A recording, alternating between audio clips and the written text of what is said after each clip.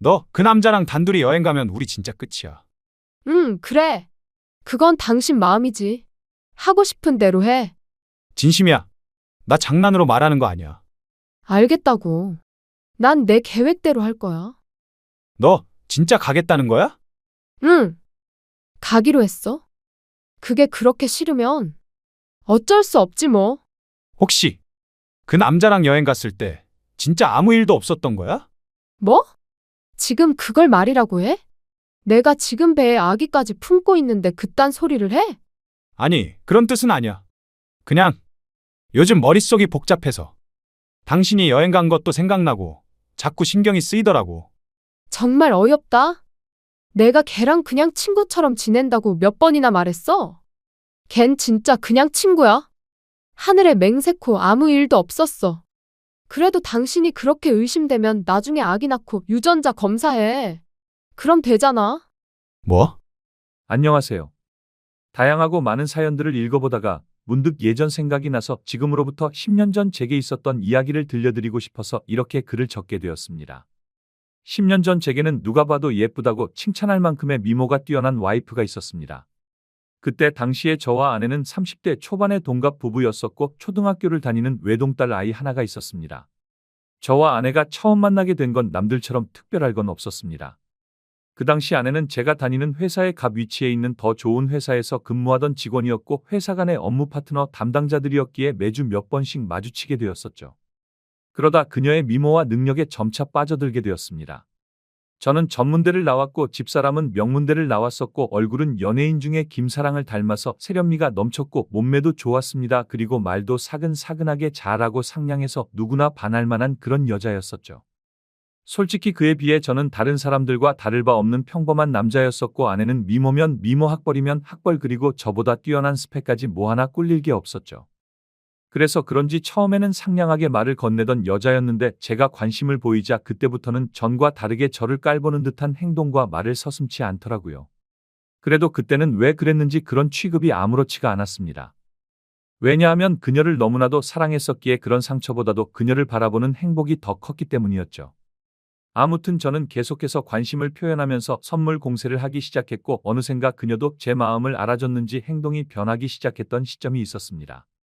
그런데 사실 그 행동조차도 저를 사랑해서 변했던 행동은 아니었더군요. 왜냐하면 훗날 결혼하고 나서 술을 마시다 아내가 제게 그때 있었던 사실을 술김에 말해줬기 때문입니다. 아내는 그때 당시에 같은 회사의 직원과 비밀 사내 연애를 하고 있었답니다. 그런데 갑자기 아내는 이별을 통보받았고 그 복수심에 저와 알콩달콩한 모습을 보이고 싶어서 그랬었다더군요. 그렇다면 제게 하는 행동을 그 자리에서 같이 볼 수 있었던 사람이었을 테고 누군지 짐작은 갔었습니다. 그때 같이 회의를 하던 사람은 아내의 팀장인 유부남과 여직원 한 명 그리고 남자 후배가 한 명이 있었죠. 그래서 저는 당연히 후배 남자라고 생각을 했었는데 지금 생각해보니 그게 아니었던 것 같기도 합니다. 아무튼 그때 당시에는 자세한 내막을 알지 못한 저는 그녀의 관심이 행복하기만 했었고 그녀도 저와 같은 마음이라고 확신이 들어서 고백을 하였고 연애를 시작하게 되었습니다. 하지만 저 혼자만의 일방적인 마음으로 시작한 연애는 힘든 시련들이 셀 수 없이 많았습니다. 그녀는 친구들과 술을 마시거나 회식을 하는 날이면 어김없이 연락두절은 기본이었고 제가 상처를 받든 말든 남자 사람 친구와 둘이서 술을 마신다고 아무렇지 않게 말을 하더라고요. 이미 콩깍지가 제대로 씌워져서 아내의 잘못된 모습들을 모두 다 이해하고 넘어갔던 것 같습니다. 그러다 결국 제가 너무 큰 상처를 받게 되고 그녀와 이별을 선택하게 된 사연이 있습니다. 그때 당시 여자친구는 자주 술을 마시던 남자 사람 친구와 둘이서 여행을 간다고 하더군요. 여자친구는 그 친구와는 어릴 때부터 동성 친구처럼 지내는 사이라서 걱정할 거 없다고는 하는데 아무리 제가 여자친구를 좋아해서 쩔쩔매는 입장이라고 하더라도 이건 아니지 않나요? 그래서 그동안 참아오던 모든 게 터져버렸고 분노가 한번 시작하니 도저히 걷잡을 수 없었습니다. 저는 단도직입적으로 말했죠. 너 그 남자랑 단둘이 여행 가면 우리 진짜 끝이야. 응, 그래. 그건 당신 마음이지. 하고 싶은 대로 해. 진심이야. 나 장난으로 말하는 거 아니야. 알겠다고. 난 내 계획대로 할 거야. 너 진짜 가겠다는 거야? 응, 가기로 했어. 그게 그렇게 싫으면 어쩔 수 없지 뭐. 그렇게 말하고는 아무렇지도 않게 여행을 가버리더군요. 멍하니 혼자 남겨졌는데 마음이 진짜 무너지는 느낌이었습니다. 그동안 제가 얼마나 이 관계를 애써 지켜왔는지, 얼마나 아끼고 있었는지가 허무하게 느껴졌습니다. 계속 혼자 생각만 했습니다. 제가 잘못한 걸까? 너무 집착했던 걸까 하고요. 하지만 아무리 생각해도 그건 아니었습니다. 그냥 서로 마음의 방향이 달랐던 것 같다고 생각했었죠. 아무튼 그렇게 힘든 시간을 보내고 있던 중 2달 정도가 지난 어느 새벽에 여자친구에게서 연락이 오더라고요. 잤어? 이 시간에 무슨 일이야? 그냥 갑자기 생각나서 미안해. 뭐가 미안한데? 그때 그렇게 간 거. 그리고 너 마음 아프게 한 거. 지금 이제 와서 그 말 들으면 뭐가 달라지는데? 몰라. 나도 잘 모르겠어. 그냥 네가 생각났어. 안 보니까 너무 보고 싶어서. 저는 제 나름대로 많은 정리를 했다고 생각을 했음에도 그녀의 번호로 전화가 오니 심장은 미친 듯이 두근거렸고 솔직히 말해서 기분이 나쁘지가 않고 반갑고 좋았었습니다. 곧바로 그녀의 전화를 받아보니 우는 목소리로 제게 사과를 하더군요. 그동안 자신에게 잘해주던 걸 너무 몰랐답니다. 그런데 헤어지고 나니까 자신도 저를 너무 사랑했다는 걸 깨달았고 용서를 해달라고 하더라고요. 그리고 그때 했던 선택은 자신도 후회한다며 다시는 그런 말도 안 되는 짓 하지 않겠다고 했죠. 솔직히 고민이 잠깐 동안 되기는 했지만 그녀의 말을 진심으로 믿고 싶었습니다. 그래서 그녀의 용서를 받아주었고 결국 연애를 다시 시작하게 되었죠. 그날 이후로는 다른 평범한 연인들처럼 그녀도 제게 헌신을 다해주더군요. 달라진 모습에 저는 하루하루가 행복했었고 제 선택에 후회가 없었습니다. 그렇게 행복한 연애를 하던 중 1달 정도가 지난 뒤에 아내는 제게 말했습니다. 아무래도 나 아이를 가진 것 같아. 그래서 병원에 가봤는데 임신한 지 3개월이 되었답니다. 그 이야기를 듣고 나서 심장이 덜컹하더군요. 솔직히 기분이 좋아야 정상인데 뭔가 석연치 않은 기분이 들었기 때문입니다. 3개월 전이면 아내가 남자 사람 친구와 여행을 갔을 시기와 겹쳤기 때문이었죠. 그래서 저는 더 이상 의심하고 싶지도 않았고 직설적으로 물어봤습니다. 혹시 그 남자랑 여행 갔을 때 진짜 아무 일도 없었던 거야? 뭐? 지금 그걸 말이라고 해? 내가 지금 배에 아기까지 품고 있는데 그딴 소리를 해? 아니, 그런 뜻은 아니야. 그냥 요즘 머릿속이 복잡해서 당신이 여행 간 것도 생각나고 자꾸 신경이 쓰이더라고. 정말 어이없다. 내가 걔랑 그냥 친구처럼 지낸다고 몇 번이나 말했어? 걘 진짜 그냥 친구야. 하늘에 맹세코 아무 일도 없었어. 그래도 당신이 그렇게 의심되면 나중에 아기 낳고 유전자 검사해. 그럼 되잖아. 뭐? 솔직히 말해봐. 너 지금 그냥 책임지기 싫은 거지? 그러니까 이렇게 말도 안 되는 핑계 대면서 날 몰아붙이는 거잖아. 그게 아니라니까. 됐어. 지금 너 표정이랑 말투 다 들었어. 난 지금 이 상황도 힘들고 불안한데 너한테까지 이런 소리 들어야 돼. 아니야. 자기 말 믿어. 내가 미안해. 여자친구는 임신한 몸으로 감정이 격해져 있었고 결국 저에게 화를 쏟아내듯 감정을 터뜨렸습니다. 분명히 아무 일도 없었다고 여러 번 강조했지만 저도 모르게 마음 한구석에서 생긴 의심이 결국 입 밖으로 튀어나오고 말았던 거죠. 믿고 싶으면서도 상황이 상황이다 보니 스스로도 갈피를 못 잡고 있었습니다. 하지만 그 순간만큼은 분명히 알 수 있었어요. 이 질문 하나가 그녀에게 얼마나 큰 상처가 되었는지. 그래서 일단 당장은 아내의 당당한 태도에 제가 너무 의심만 가지고 기분 나쁜 소리를 한 건 아닌가 싶어서 사과를 했고 결국 아내와 저는 아이를 낳기로 결심을 하고 서둘러서 결혼을 했습니다. 신혼집은 걱정이 없었고 아내도 그걸 잘 알고 있었습니다. 그때 당시에는 부모님께서 하시던 자영업이 잘 되고 있었기 때문에 모아둔 재산이 제법 많았었기 때문이었죠. 그래서 신혼집을 서울 한복판에서 대출 없이 자가로 시작했습니다. 그때는 정말 남들 부러울 거 하나 없었고 진짜 세상이 모두 다 제 것만 같았습니다. 결혼을 하고 나서 집사람은 곧바로 다니던 회사를 그만두고 딸 아이를 출산하게 되었죠. 그리고 아내와의 합의하에 딸아이와 저희 유전자 검사를 해봤는데 제 친자식이 맞더라고요. 그래서 아내를 의심한 게 미안한 마음이 커서 그날 이후로 아내를 공주님처럼 모시면서 지내게 되었고 12년 동안 저희 부부는 남들 부럽지 않게 평범하고 행복하게 잘 지내고 살았습니다. 물론 그 생각은 지금 다시 생각해보면 저 혼자만의 착각이었던 것 같지만요. 아내가 연예인처럼 예쁘고 날씬하고 동네 주민들 누구에게나 상냥했었는데 이런 성격들이 어쩌면 다 불행의 시초였던 것 같습니다. 그때는 착하고 상냥한 성격이 마냥 좋다고 생각했는데 믿는 도끼에 발등 찍힌다는 말이 절실하게 생각나더군요. 아무튼 어느 날 옆집에 유명 배우처럼 생긴 데다가 근육질 몸매의 얼굴도 잘생긴 30대 정도의 이혼남이 이사를 오게 되었습니다. 아마도 그 시기부터 뭔가 모르게 평화로웠던 제 삶이 엉망진창으로 뒤엉켰던 것 같네요. 그 사람이 이사를 오고부터 복도에 담배 냄새가 많이 났었고 담배꽁초가 많이 버려져 있었습니다. 복도 담배 냄새 너무 심하지 않아? 응, 요즘 계속 그래. 담배꽁초도 막 버려져 있고. 그거 옆집 새로 이사 온 사람 때문이래. 진짜? 그럼 뭐라고 한마디 해야 되는 거 아냐? 그래서 내가 아까 이야기 좀 했어? 근데 의외로 말이 통하더라. 나쁜 사람은 아닌 것 같아. 그래도 예의는 좀 지켜야지. 복도에서 피우는 건 아니지. 그러니까. 근데 말투나 분위기 보면 생각보다 괜찮은 사람이야. 당신도 지나가다 마주치면 인사도 좀 하고 그래. 솔직히 그때는 그냥 그런가 보다 정도였습니다. 하지만 아내는 저와 이야기를 할 때 자신도 모르게 매번 옆집 아저씨가 이랬다 저랬다라고 하면서 언제부턴가 옆집에 사는 이혼남의 이야기를 과하다 싶을 정도로 많이 하더라고요. 그래서 제가 회사에 출근을 하고 나서 저렇게 많이 이야기를 나누는 건가 싶었습니다. 그렇다고 괜히 예전처럼 또다시 의심을 할 수도 없는 노릇이었고 혹시라도 찌질하게 보일까 봐서 일체의 잔소리를 삼가했습니다. 결혼 전에도 딸아이가 제 아이가 아니라고 의심했던 미안함이 너무 컸었기에 사랑하는 아내를 믿을 수밖에 없다고 생각을 했고 그때까지만 해도 다른 생각은 딱히 하지 못했습니다. 하지만 날이 가면 갈수록 아내의 행동에서도 많은 부분들이 달라지는 게 느껴지기 시작했죠. 언제부터인가 제가 퇴근을 하고 집에 들어오면 집사람이 집안에서도 화장을 진하게 하고 있다든지 평소와는 다르게 집에서 입는 반바지나 치마가 과하다 싶을 정도로 많이 짧아졌습니다. 제가 고지식해서 하는 생각이 아니라 그냥 누가 봐도 민망하다 싶을 정도로 너무 많이 드러냈었죠. 오죽하면 근처 슈퍼에 가서 담배를 사고 있을 때 슈퍼 아주머니가 그러더군요. 아이 엄마가 너무 노출이 심하다면서 요즘 동네 아줌마들 사이에서도 말들이 많다고 하더라고요.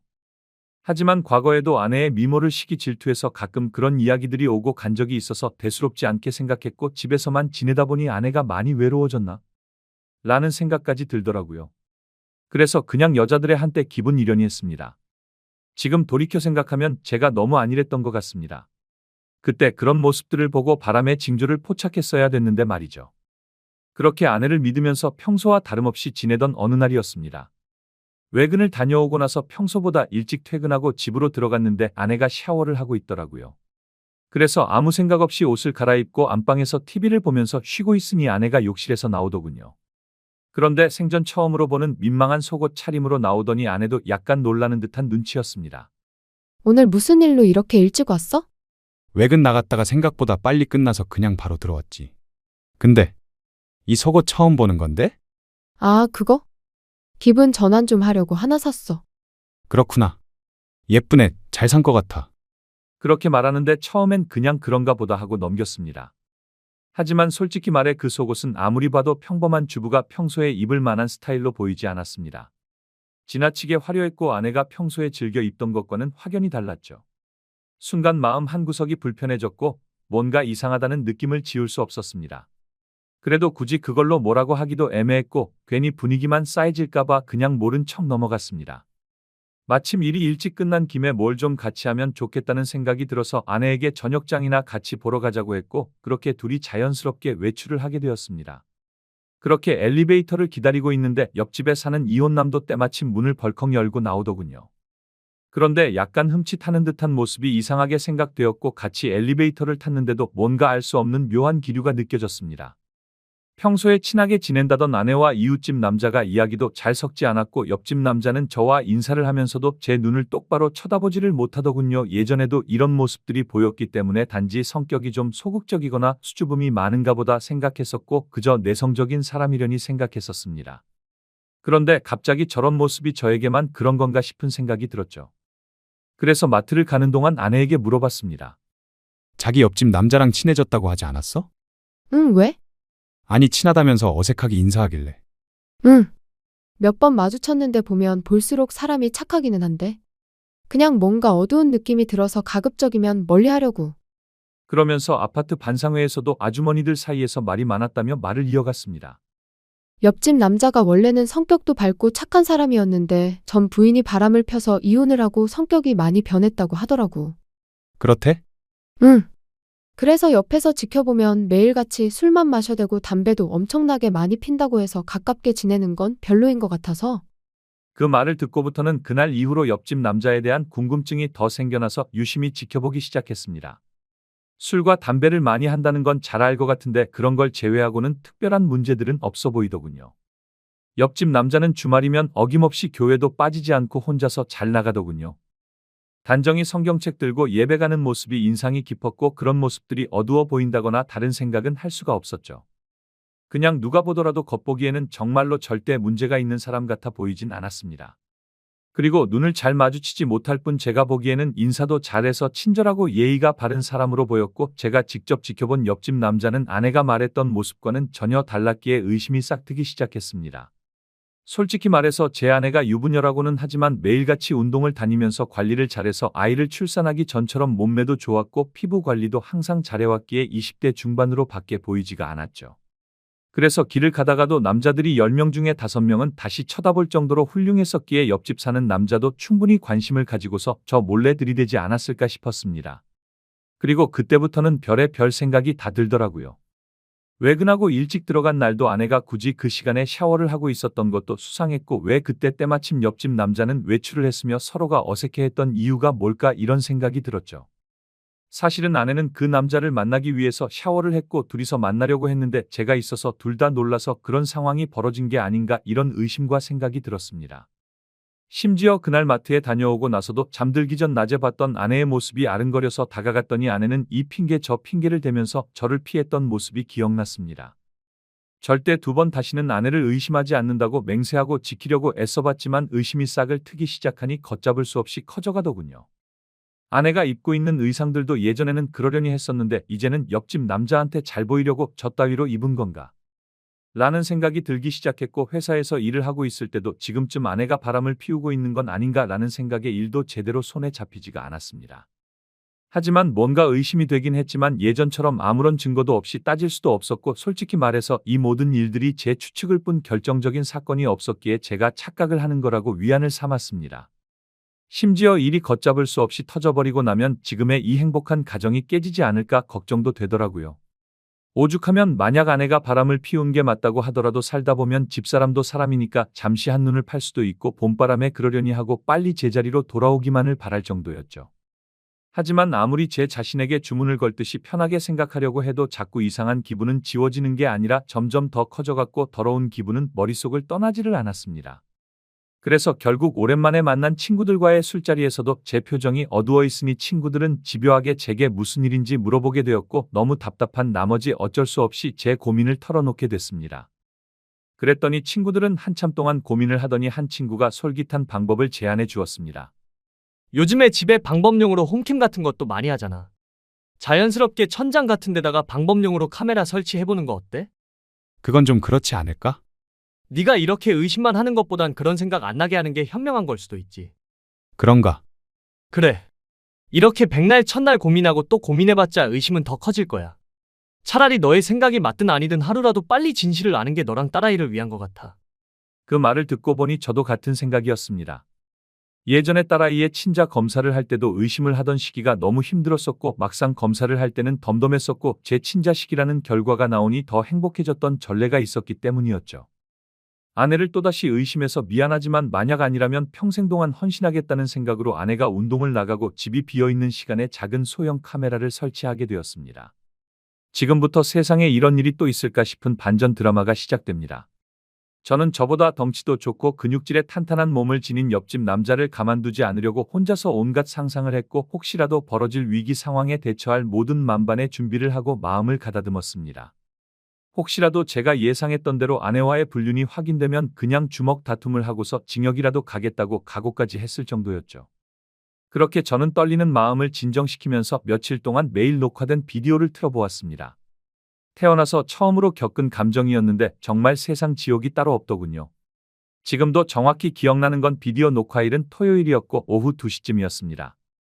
제가 회사에서 특근을 해야 해서 주말인데 불구하고 출근을 했던 날인데 그 틈을 타서 어떤 허우대 멀쩡한 남자가 우리 집에 슬쩍 들어오더군요. 그때부터는 설마 했던 마음이 확신으로 바뀌었고 손이 정신없이 떨렸습니다. 비디오를 보니까 딸 아이는 이미 집사람이 밖으로 데려가더니 이웃집에 놀라고 맡겨뒀는지 집사람은 혼자서 들어왔던 상태였죠. 아무튼 집사람과 그 남자와 너무나도 자연스러워 보이더군요. 그 남자는 아무렇지도 않은 듯이 냉장고로 가더니 제가 사뒀던 캔맥주를 따서 마시더라고요. 그러더니 두 사람은 나란히 앉아서 TV를 보면서 뭐가 그리 신나는지 아주 둘이서 웃고 난리가 아니었습니다. 게다가 두 사람의 모습은 누가 보더라도 연인 같은 모습들이라고 생각이 안 들 수가 없었죠. 제 믿음에 대한 대가는 배신으로 돌아오고 말았던 거죠. 설마 하는 마음으로 제가 얼마나 기도를 했는지 모릅니다. 하지만 제 바램은 보기 좋게 무시당했던 거죠. 그동안 왜 집사람이 그동안 그런 행동들과 지나친 의상들을 입었는지 그제서야 모든 이유를 알 것 같았습니다. 그러다가 남자가 카메라 쪽으로 뒤돌아 서게 되면서 그 정체를 알게 되었죠. 저는 당연히 옆집 남자겠거니 생각하면서 얼굴을 유심히 들여다보고 있는데 깜짝 놀라서 소리를 지를 뻔했습니다. 제가 예상하던 옆집 남자가 아니라 아랫집에 사는 제 딸아이의 친구 아빠더군요. 그 남자의 딸과 제 딸아이가 같은 학교를 다니는 친구라서 부모들끼리도 잘 알고 친한 사이였습니다. 그래서 그런지 이런 말도 안 되는 짓거리를 하고 있었다라는 게 너무 현실감도 없었고 이해도 되지 않더라고요. 아랫집 남자는 나이가 많고 얼굴도 못생겼을 뿐더러 고지식한 선비마냥 점 자는 사람이었기에 정말 상상조차 못했었습니다. 정말 제 집사람이 제정신이 아닌 건가 싶었고 절대로 용납할 수 없는 짓을 하고 있었던 거죠. 그때부터는 도저히 제정신으로 버틸 수가 없겠더군요. 눈물이 쉴 새 없이 흘러버렸고 더 이상 영상을 보다가는 화가 주체가 안 될 것 같아서 비디오를 꺼버렸습니다. 온몸에 힘이 빠지고 어지러워서 움직이기가 힘들더라고요. 그 아랫집 남자는 외적으로나 다른 건 볼품이 없더라도 학력도 좋고 직장도 좋은 소위 엘리트라는 사람이었습니다. 그때 문득 그런 기억이 떠오르더군요. 언제 한번 그 집 부부랑 같이 식사를 하던 자리였는데 왠지 모르게 집사람이 평소와 다르게 잘 웃고 기분 좋게 보내더니 집에 돌아와서는 아래집 아저씨 어때? 뭐 성격 괜찮으시던데? 그치? 나 아래집 남자랑 코드가 잘 맞는 것 같지 않아? 대화 잘 통하는 것 같더라. 생뚱맞게 그런 헛소리를 주절거리더군요. 솔직히 제가 아랫집 남자를 무시했어서 그랬던 건지 그 말이 전혀 기분이 나쁘지 않았고 그냥 그런가 보다 하고 흘렸던 거죠. 지나고 나서 생각해보니 그때부터 이미 눈이 맞았던 걸 눈치챘어야 했던 건데 제가 너무 한심스럽고 원망스러웠습니다. 저는 너무 열이 받아서 지금까지 벌어진 모든 사실을 인터넷에 올려서 이것들을 온 천하에 알리고 싶었고 두 번 다시는 세상에 차마 얼굴도 못 들고 살게 만들고 싶었는데 차마 딸아이 때문에 도저히 그렇게는 못하겠더군요. 그러면 차라리 평생 죄책감을 갖고 살아갈 수 있게 내가 잘못되는 게 그게 최고의 복수겠거니 생각하고 옥상을 두 번이나 올라갔다 내려왔다를 반복했지만 도저히 겁이 나고 용기가 나지 않아서 집으로 돌아왔습니다. 세상에서 가장 큰 분노가 생겼는데도 불구하고 어떤 복수를 하는 것조차 쉽지 않다라는 걸 처음으로 깨달았던 것 같네요. 결국에 어떻게 할지 한참 동안 고민을 하다가 집사람의 부모님에게 이 모든 사실을 알려야겠다고 생각을 했습니다. 곧바로 근처에 살고 있는 저희 누나에게 연락을 해서 저녁에 딸아이 좀 데려가서 맡아달라고 부탁을 했고 그날 저녁 장인어른과 장모님을 저희 집으로 모셔왔습니다. 갑작스러운 상황에 장인어른은 자네 무슨 일 있는 거야? 표정이 왜 이렇게 안 좋아? 잠시만요. 조금 있다가 다 설명드릴게요. 제 어두운 표정과 침묵의 낌새를 느끼셨는지 조용히 저를 따라와 주시더군요. 그리고서는 집에 도착해서 말했습니다. 지금까지 벌어진 일에 대해서 말씀드릴게요. 사실 애 엄마가 아랫집 유부남이랑 눈이 맞은 것 같습니다. 자네 그게 무슨 말인가? 저도 처음에는 도저히 믿기 어려웠는데요. 모든 게 사실입니다. 아니 어떻게 그런 일이... 만약 두 분께서 원하신다면 증거 영상도 있으니 원하시면 보여드릴 수 있습니다. 그러자 두 분은 서로 대화를 나누셨고 보고 싶다고 하시더라고요. 그래서 저는 아무 말 없이 녹화된 영상을 틀어드렸습니다. 장인어른과 장모님은 결혼 전부터 연애 시절에도 저를 굉장히 싫어했었고 엄청난 무시를 하던 분들입니다. 물론 당신네들 딸이 좋은 대학교 나와서 좋은 회사를 다니고 있는데 제가 성에 찰 수는 없었겠죠. 하지만 차마 입에 올릴 수 없는 말까지 서슴지 않게 하면서 무시하던 장인과 장모였는데 표정이 정말 가관이더라고요. 영상을 보시던 장모님은 울음을 터뜨려버렸고 장인어른은 아무 말 없이 줄담배만 피우더군요. 그렇게 짧은 침묵이 지나고 나자 장모님께서 갑자기 제 두 손을 붙잡고 울기 시작했습니다. 이게 다 내 잘못이야. 자식을 잘못 키운 죄야. 내 딸이 잠깐 정신이 나갔던 것 같네. 한 번만 용서해주게. 죄송합니다. 한 번만 더 그러면 내가 절대 가만두지 않을 거야. 내가 직접 호적 다 파버릴 거야. 그리고 이 사실이 밝혀지면 자네 딸은 어떻게 될지 생각 안 해봤나? 자네 딸을 생각해서라도 한 번만 용서를 해주면 안 되겠나? 솔직히 처음 보는 장모님의 태도와 행동에 저도 마음이 조금 흔들렸습니다. 하지만 아내의 불륜 사실을 직접 보게 된 저는 도저히 더 이상 이 관계를 유지할 수가 없었습니다. 그래서 제 생각과 감정을 아주 솔직하게 말씀을 드렸죠. 금이야 오기야 키워온 딸이 이런 말도 안 되는 충격적인 짓을 저지른 걸 알게 된 장인 장모는 두 분 다 더 이상 말을 잇지 못하셨고 제 뜻대로 하라고 하시더군요. 그렇게 이야기를 마치고 난 뒤에 장인 장모는 집으로 가셨고 몇 시간 뒤 집사람이 정신 나간 사람처럼 문을 열고 들어와서는 문이 부서질 듯이 문을 닫고서는 들어오더군요. 당신 뭐 하는 짓이야? 지금 제정신이냐고? 네가 뭔데 나한테 있던 일을 나랑 상의도 없이 우리 엄마 아빠한테 말한 거야. 너는 나한테 말하고 바람 피웠어? 진짜 어이가 없네. 그냥 이혼하면 쉽게 끝날 문제인데 일을 왜 키우냐고. 아니, 다 됐고 그냥 당장 이혼하자. 아내는 오히려 욕을 해대고 적반하장으로 나오면서 이혼하자고 발악을 하면서 대들더군요.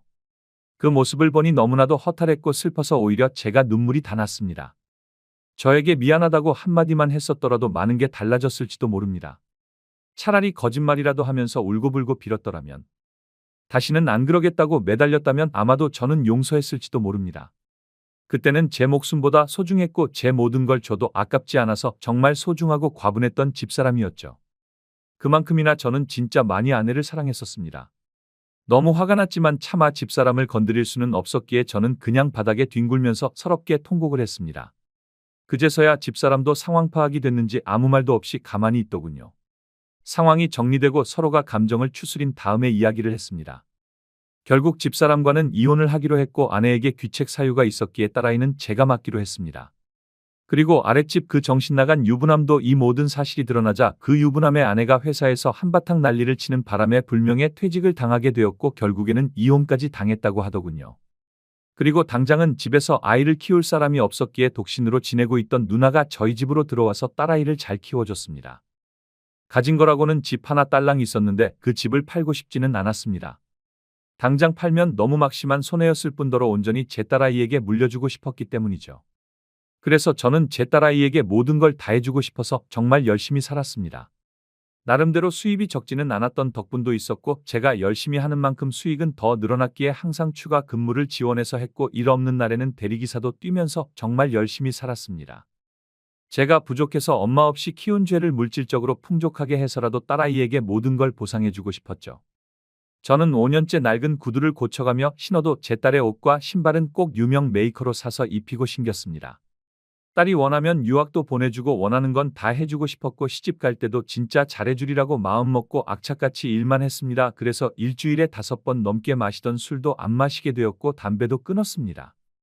하루에 15시간씩 고된 일을 하고 집에 들어와서 공주님처럼 곤히 자고 있는 제 딸을 보면 신기하게도 그날 있었던 모든 피곤함과 스트레스가 모조리 사라지는 기분이 들더군요. 딸 아이가 엄마가 없는데도 불구하고 큰 말썽도 안 부리고 건강하게 잘 커져서 고마웠습니다. 쌓여가는 딸의 시집 미천 통장 잔고가 쌓여가는 걸 보면서 제 인생도 제자리를 찾아가는 기분이었죠. 그러다 딸 아이가 초등학교를 졸업하고 중학교 들어갈 때쯤 저에게 중매가 들어왔습니다. 여자가 얼굴도 참하고 통통하고 다 좋은데 약간씩 다리를 절더라고요. 공부도 많이 하지 못했고 집안에 돈을 보태주느라 모은 돈도 500만 원 정도 밖에 없다고 했습니다. 허우대 멀쩡해서 예쁜 몸 자랑하느라 이 남자 저 남자한테 눈 웃음치면서 사는 여자보다는 낫다고 생각들더군요. 다리를 절어도 마음을 저는 것보다 제대로 정신 박힌 여자가 훨씬 더 낫겠지라고 생각을 했습니다. 저희는 그렇게 중매로 만나서 서로가 점점 호감을 쌓아가게 되었고 결국에는 따로 식은 올리지 않고 혼인신고만 하게 됐습니다.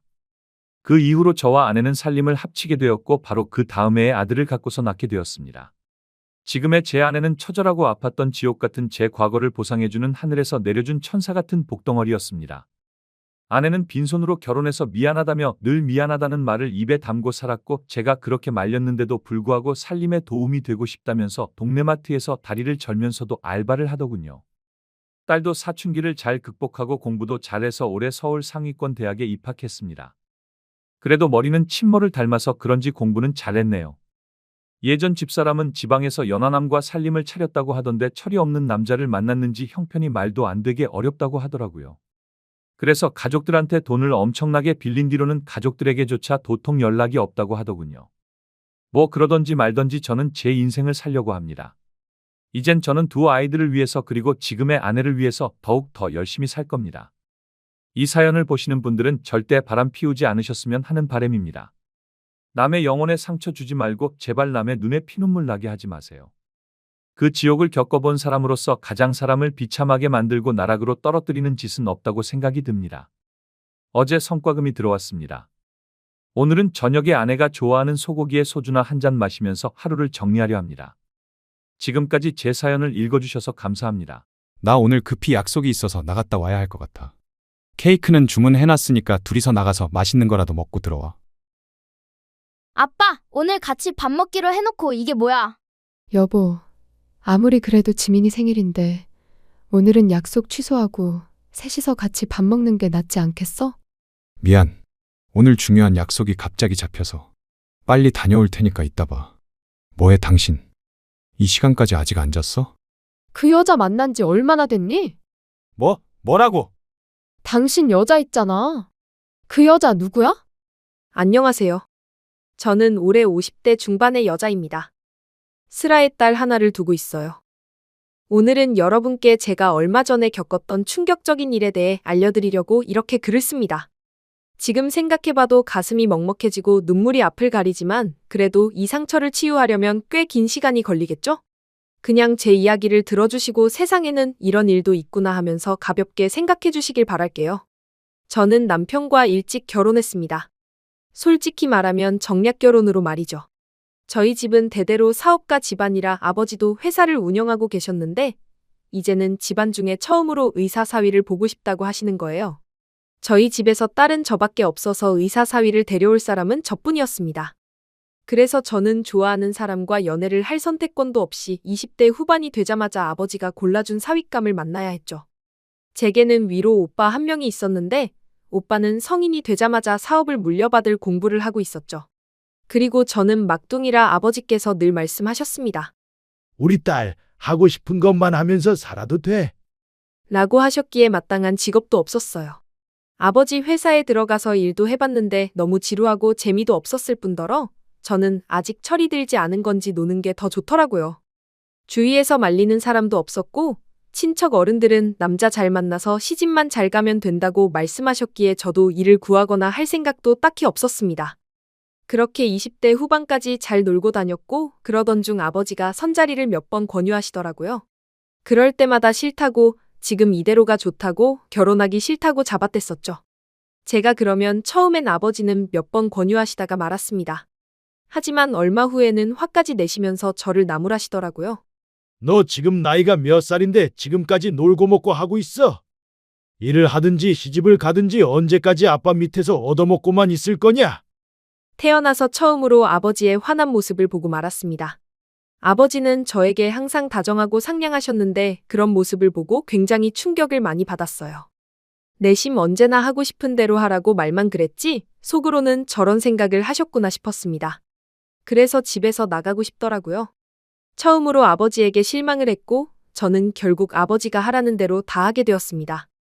선자리에 나가서 그 남자를 처음 봤는데 아무런 감흥도 없었지만 꼭두각시 인형처럼 무의미하게 일사천리로 결혼을 진행시켰죠. 다들 제 결혼식장에서 신부가 행복해 보이지 않는다며 수군댔고 저는 정말로 행복하지 않았습니다. 솔직히 조금의 반항심도 있었던 것 같아요. 아버지가 원하는 대로 흘러가서 제가 이렇게 불행하다는 것을 보여주고 싶었거든요. 제가 불행한 게 과연 아버지가 원하는 건가 하면서 말이죠. 저도 돌이켜 생각해보면 제가 그때는 참 많이 철이 없었던 것 같습니다.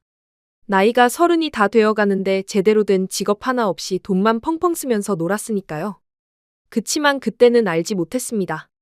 돈이 있어서 쓰는 거고 돈을 벌어야 하는 이유를 몰랐거든요. 아무튼 저는 몇 마디 나눠본 적도 없는 의사 남편과 결혼식을 올렸고 저희 사이는 사랑 같은 건 없었습니다. 분명 이 사람도 저희 집안의 돈을 보고 결혼했거나 아니면 아버지와 단둘이서 사전에 조건을 걸고 저를 이용한 결혼이라고 생각했거든요. 저희는 결혼 이후에도 신혼집에서 거의 동거인 수준으로 지냈습니다. 당연히 신혼의 뜨거움은 없었고 설렘도 없었죠. 그런데 이건 잠깐이더라고요. 매일같이 한 공간에 있고 한 식탁에서 밥도 같이 먹을 뿐더러 잠도 한 침대에서 같이 자니까 저도 모르게 정이 들어버린 거 있죠. 그런데 그 사람도 그런지 서로 모르게 서로를 챙겨주고 있더라고요. 사소한 거 하나 할 때마다 남편을 생각하게 된다든지 말이죠.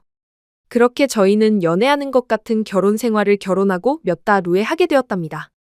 그러다 보니 자연스럽게 남편과 가까워졌고 사랑을 하게 됐어요.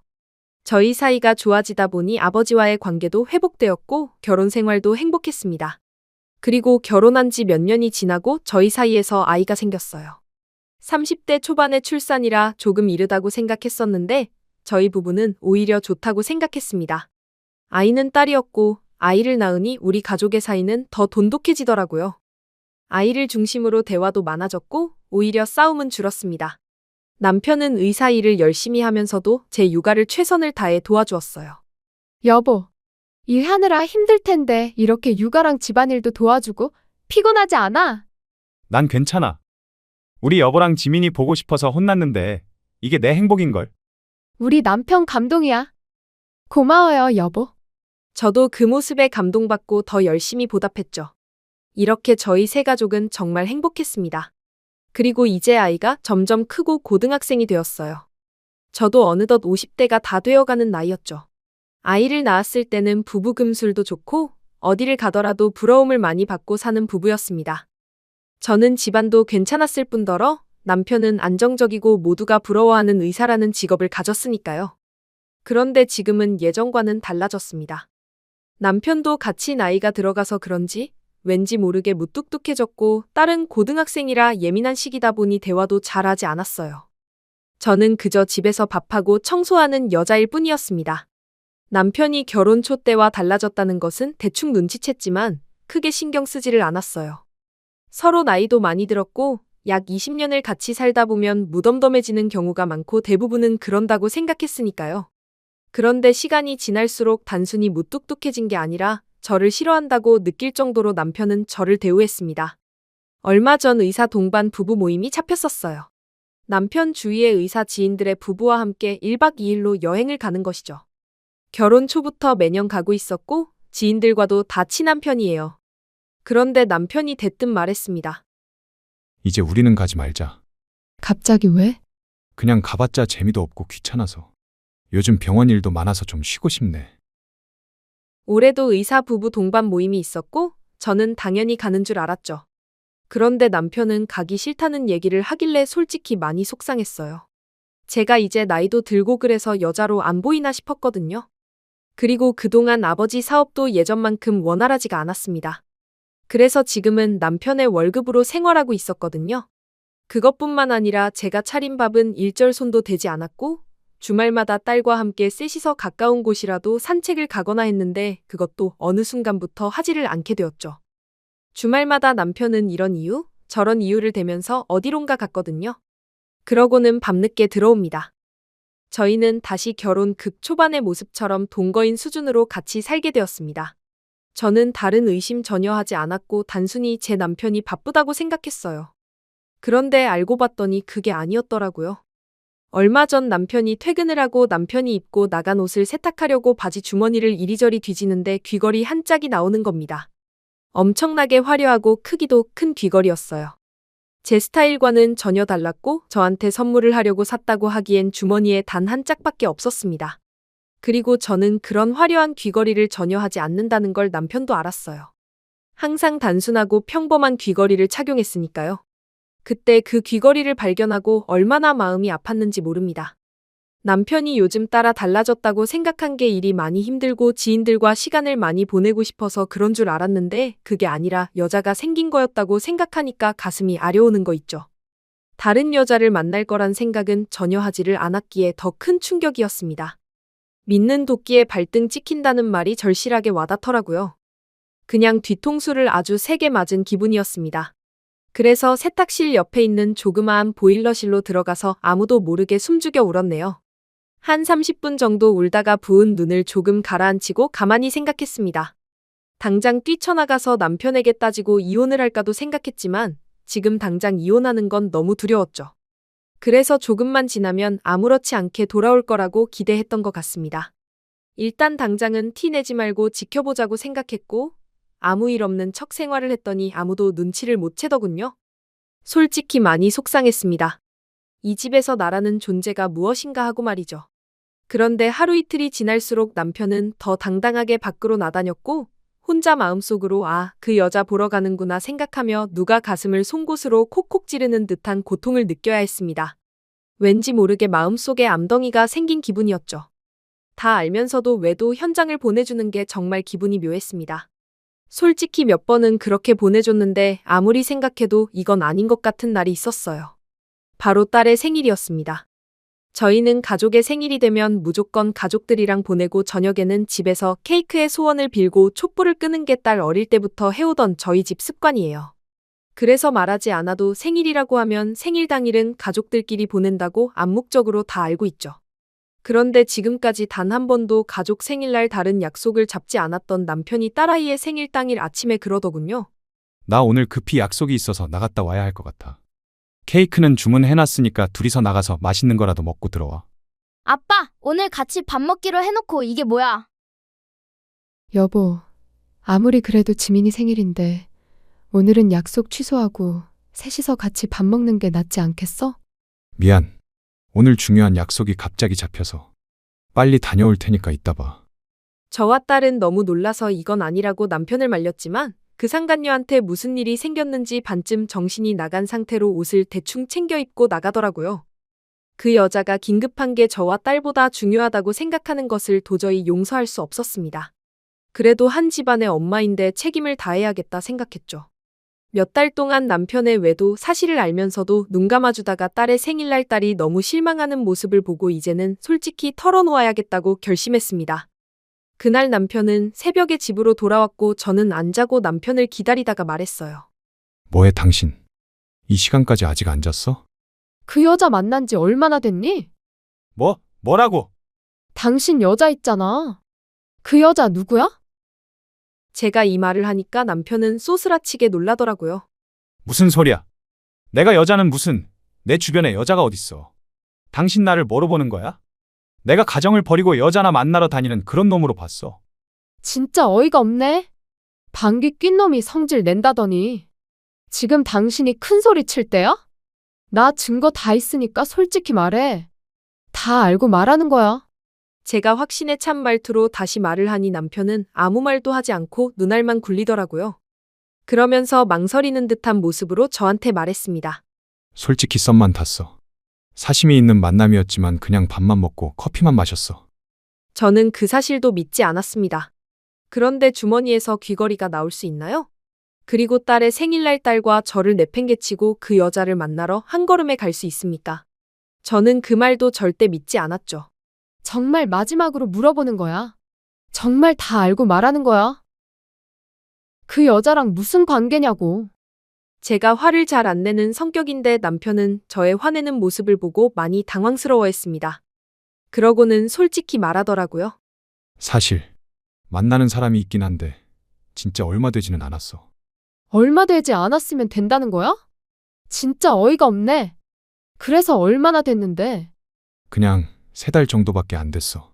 지민이가 자다 깰까봐 짧게 말할게. 빨리 정리해. 당신 딸 앞에서 망신 당하기 싫으면. 결국 모든 걸 알아냈습니다. 솔직히 놀라지도 않았어요. 이미 다 알고 있었던 사실이고 예상했던 내용이니까요. 그런데 왠지 다 듣고 나니까 마음이 허해지는 게 아니겠습니까? 화가 나야 정상인데 이미 저는 단련이 되었는지 화도 나지 않았고 단순히 제가 정말 사랑하는 딸과 우리 가정을 버린 이 남자 때문에 최악의 생일이 되었다고 생각하니까 그게 너무 화가 났습니다. 남편이 집을 나가고 딸과 저는 단둘이서 생일을 보냈는데 딸의 표정이 하루 종일 좋지 않았어요. 아빠한테 굉장히 실망을 했겠죠. 안 그래도 한창 예민할 시기인데 말입니다. 그렇게 저희 부부 사이에서는 남편의 외도 사실이 다 드러났죠. 사실 저는 이 대화 내용을 다 녹음하고 있었어요. 혹시 모를 만약의 상황을 대비해서 증거를 수집해야 했거든요. 남편이 자신의 외도 사실을 인정하는 대화 내용을 다 녹음했습니다. 그런데 저와 이런 대화를 나누었으니 남편이 눈치껏 알아서 상간녀와의 관계를 정리할 줄 알았는데 그게 아니더라고요. 오히려 당당하게 만났습니다. 매일같이 그 여자 집으로 가서 외박을 하는 것은 물론이었고, 이제 병원에 놀러 가면 간호사들이 저를 사모님으로 부르는 것이 아니라 그 여자를 사모님이라고 부른다고 하더라고요. 솔직히 많이 놀랐습니다. 그들의 뻔뻔함에 말이죠. 저는 더 정확한 증거를 잡기 위해서 남편을 미행하기로 했습니다. 그 여자가 뭐 하는 사람인지 궁금하기도 했고 어떻게 만남을 가지는지 궁금했거든요. 남편은 퇴근하자마자 곧장 택시를 타고 한 아파트로 가더군요. 남편은 택시를 내리자마자 건물 입구로 들어섰고 저는 남편을 뒤따라 택시에서 내렸습니다. 그리고 남편이 들어간 건물로 들어가서 엘리베이터 층수를 확인하면서 계단으로 뛰어 올라갔죠. 멈춰있는 층수로 도착했고 딱 그때 때마침 현관문에서 그 여자가 나와서 남편을 반기더라고요. 저와 그 상간녀가 눈이 마주쳤습니다. 그리고 저를 아는지 놀라더군요. 남편도 그 여자 표정을 보고 뒤를 돌아서 저와 눈이 마주쳤습니다. 그렇게 저희 셋은 그 여자의 아파트 복도에서 삼자대면을 하고 말았죠. 남편은 저를 보자마자 놀라서 주저하는 게 아니라 오히려 저한테 화를 냈습니다. 설마 여기까지 따라온 거야? 정말 징그럽다. 징그러. 당장 집으로 돌아가. 저한테 그런 막말을 내뱉으면서 순식간에 엘리베이터까지 손목을 끌고 가서 저를 밀어넣었습니다. 저는 남편을 힘으로 이길 수 없었고 남편이 했던 말에 상처를 받아서 남편과 그 상간녀 앞에서 눈물이 터져나올 것 같았습니다. 그래서 어쩔 수 없이 엘리베이터를 타고 1층까지 내려와 버렸죠. 집으로 돌아가서 미행한 걸 후회했습니다. 너무 창피하고 수치스러웠거든요. 왠지 모르게 그 둘의 사이가 저보다 더 부부 같았습니다. 그 뒤로 남편과 단 한마디도 나누지 않았어요. 그렇게 며칠이 흘렀습니다. 그런데 얼마 뒤에 그 여자가 연락이 오더라고요. 잠깐 만나자고 하면서 말이죠. 상간녀 주제에 왜 이렇게 당당한가 싶었고 왠지 꿀리면 안 될 것 같아 나갔습니다. 그런데 저번에 봤었을 땐 잠깐 봐서 몰랐는데 이제 와서 얼굴을 제대로 보니 아는 사람이더라고요. 바로 남편의 과거 첫사랑 여자였습니다. 솔직히 결혼 전 남편과 얘기하다가 이 여자에 대해서 얘기를 나눈 적이 있었죠.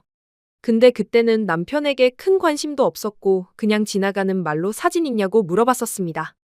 그래서 남편이 개인 SNS에 있는 사진을 보여줬었기에 언뜻 기억이 났죠. 그 이후로도 몇 번 얘기를 들었기에 대충 알고 있었습니다. 그런데 더 웃긴 게 뭔지 아시나요? 이 정신 나간 여자, 유부녀입니다. 아이도 있고요. 정말 가관이더라고요. 유부남 유부녀 둘이서 사랑을 하고 있다고 생각하니까 정말 기가 찼고 놀랐습니다.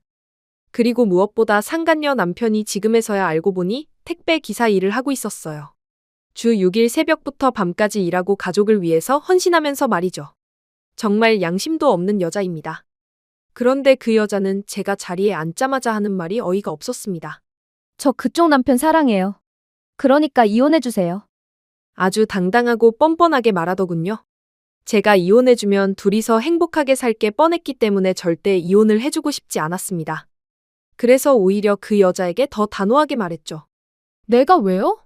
누구 좋으라고. 헛소리 하지 말고 나 당신 상간녀 소송할 거니까 각오하고 있어.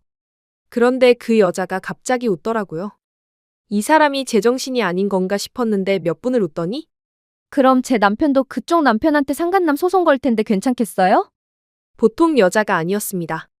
굉장히 당돌하고 뻔뻔하고 양심도 없는 그런 여자였죠. 무엇보다 그때 남편의 주머니에서 나온 화려한 귀걸이를 하고 있더라고요. 한쪽만 하고요. 일부러 저 보라는 듯이 하고 온 것 같았습니다. 제가 그 귀걸이를 남편 바지에서 발견했을 때 화가 나서 버려버렸거든요. 그런데 나머지 한쪽은 그 여자의 귀에 걸려 있었죠. 아마 저 보라고 일부러 남편의 바지에 몰래 넣었던 것 같았습니다. 그 여자는 저와 다르게 굉장히 화려하게 옷을 입었고 하이힐을 신고 화장도 진했어요. 하지만 저는 평범하고 단순하게 옷을 입었고 화장도 전혀 하지 않았죠. 저는 그날 저도 모르게 그 여자의 기에 눌리고 말았고 제대로 된 한마디도 내뱉지 못한 채로 집으로 돌아왔습니다. 여자로서 자존감이 바닥을 치는 날이었고 한동안 몸이 너무 좋지 않았어요. 움직이기도 힘들었고 밥을 먹기도 싫었죠. 하루 종일 침대에 누워서 잠만 잤습니다. 그런데 딸이 제가 와서 말했죠. 엄마, 요즘 무슨 일 있어? 아니면 어디 아파? 그러지 말고 나랑 같이 병원 다녀오자. 아니야. 엄마 괜찮아. 걱정하지 마. 왜 자꾸 억지를 부려? 빨리 가자. 택시 부를게. 알았어. 그럼 엄마 혼자 다녀올 테니까 너는 공부하고 있어. 저를 챙겨주는 건 딸밖에 없었습니다. 단순 몸살이라고 생각하고 의사 부부 동반 모임에서 만났던 친한 의사 병원에 가서 진단을 받았는데 다행히 아무 이상이 없더라고요. 잘 쉬면 된다고 말하길래 좋게 넘겼습니다. 그리고 병원에 갔다가 집에 돌아왔는데 딸이 거실에서 울고 있더라고요. 너무 놀라서 왜 우냐고, 무슨 일이냐고 물어보았죠. 그런데 딸이 하는 말은 정말 충격적이었습니다. 엄마, 아빠 지금 다른 여자 생겼지? 나도 알 거 다 아는 나이야. 저는 차마 제 앞가림도 못하면서 딸 생각을 못했어요. 남편이 매일같이 외박을 하고 휴대폰을 붙들고 사는 걸 분명 저 말고도 딸도 보았을 텐데 왜 저는 딸을 생각 못했을까요? 저는 아니라고 최대한 잡아댔지만 딸은 믿을 생각이 없어 보였습니다. 저는 그날도 안방 화장실에서 숨을 죽인 채 펑펑 울었어요. 몸도 마음도 다 아프고 우리 가정이 점점 무너지는 게 보이니까 너무 막막했거든요. 이대로 정말 이혼을 해야 하나 생각했습니다. 하지만 더 슬픈 건 이혼을 한다면 제가 갈 곳이 없다는 거예요. 저는 마땅한 직업도 없고 할 수 있는 게 아무것도 없었으니까요. 이런 제 자신이 너무 한심했고 과거에 놀기만 했던 게 한으로 남았습니다. 그렇게 저는 며칠간 거의 집에서 숨죽인 채 살고 있었어요. 저희 집은 대화 한마디 오가지 않았죠. 그런데 남편이 조금 달라졌습니다. 예전과 다르게 가정에 충실해졌다고 할까요? 매일같이 외박을 하던 것도 이제는 전혀 하지 않습니다. 그리고 제가 설거지나 청소를 하고 있으면 와서 자기가 하겠다고 해요. 정말 하루아침에 사람이 바뀌었어요. 갑자기 왜 이러나 싶었고 오히려 저는 기쁜 마음보다 당황스럽더라고요. 이 남자가 또 무슨 잘못을 했길래 나한테 이러나 싶으면서 말이죠. 그런데 남편은 태도가 바뀌면서 저한테 권유하는 게 생겼어요. 바로 약 하나를 주면서 매일 하루에 2알씩 먹으라고 했죠. 솔직히 저는 알지도 못하는 약을 먹는 건 조금 꺼림칙해서 먹지 않겠다고 했습니다. 그런데 사정사정하면서 제발 먹어달라고 하는 게 아니겠어요? 도대체 무슨 약이냐고 물어보면 단순 비타민이래요. 그런데 이렇게까지 억지로 저를 먹여야 하는 이유를 알지 못했습니다. 솔직히 남편이 내 몸을 망가지게 하려고 일부러 그러나 싶었죠. 그래서 남편이 출근했을 때 몰래 약국으로 찾아가 그 약에 대해서 문의를 했습니다. 그런데 그 약의 종류를 알고 충격을 받고 말았네요. 그 약은 바로 항암 치료 약이었거든요. 항암 치료 초기 환자들이 약물 치료할 때 먹는 약이라고 했습니다. 분명 얼마 전 검진했을 때 아무 이상 없다고 했는데 제가 암이라뇨? 저는 한 번도 제가 암에 걸릴 거라고는 상상도 하지 못했습니다. 그때 저를 검진해준 친한 의사가 생각이 났어요. 아마 제가 암인 것을 알고 일부러 저한테 알리지 않고 남편에게 먼저 알린 것이라고 생각했죠. 그래서 남편이 갑자기 예전과 다르게 가정에 충실해졌고요. 이제서야 모든 퍼즐이 다 맞춰졌습니다. 남편은 제가 암에 걸렸다는 소식을 친구에게서 듣고 나서 태도가 변하게 된 거였죠. 딸한테도 다시 잘했고 저한테는 더더욱 잘했거든요. 그리고 암 초기 환자들이 먹는 거라고 하니까 약물 치료로 치료할 수 있을 줄 알았습니다. 드디어 남편이 사람이 바뀌었고 정신을 차리고 돌아온 줄 알았어요. 그 여자와의 관계는 끝날 줄 알았죠. 그러면서 건강 문제로 걱정도 되었지만 또 한편으로는 기분이 좋아졌습니다. 그 여자는 단순히 한순간의 바람이었을 뿐이라고 생각이 들어서 승리한 기분이 들었거든요. 그래서 남편한테는 제가 다 알고 있는 사실을 모른 척했어요. 일부러 그 상황을 더 즐기고 싶었거든요. 남편이 이제 집에 잘 붙어 있고 그 여자와 만나는 것 같지도 않았으니 너무 평온한 마음이 들었습니다. 그런데 몸은 그렇지 않았어요. 남편이 추천해준 약을 먹어도 몸은 점점 더 말라가고 아파왔습니다. 분명 그 약은 항암 초기 환자들이 먹는 거라서 그 약만 먹으면 약물 치료로 나을 수 있다고 했는데 아무리 생각해도 암이 심해지고 있는 기분이었어요. 분명 남편도 제 외모가 많이 쇠약해져서 눈치를 챘을 텐데 말이죠. 제가 남편한테 몸이 아파서 병원을 간다고 해도 남편은 말렸습니다. 자기가 준 약만 먹으면 나을 거라고 하면서 말이죠. 저는 또 그 말을 바보같이 믿고 말았네요. 갈수록 제 몸은 약해져 갔고 남편은 더 가정적으로 변했습니다. 그런데 어느 날 제가 충격적인 것을 보고 말았어요. 바로 남편의 휴대폰입니다. 남편은 얼마 전부터 가정적으로 변한 뒤로는 휴대폰을 거의 만지지 않았어요. 잠금도 물론 해놓지 않았고요. 그래서 우연히 남편의 휴대폰을 봤는데 관계가 끝난 줄 알았던 그 상간녀와의 대화 내용이 있었습니다. 불과 몇 분 전까지만 해도 연락을 주고받았더군요. 그런데 대화 내용을 보고 저는 기겁하고 말았습니다. 남편이 지금까지 가정적으로 한 행동들이 모두 연기를 하고 있었던 거였죠.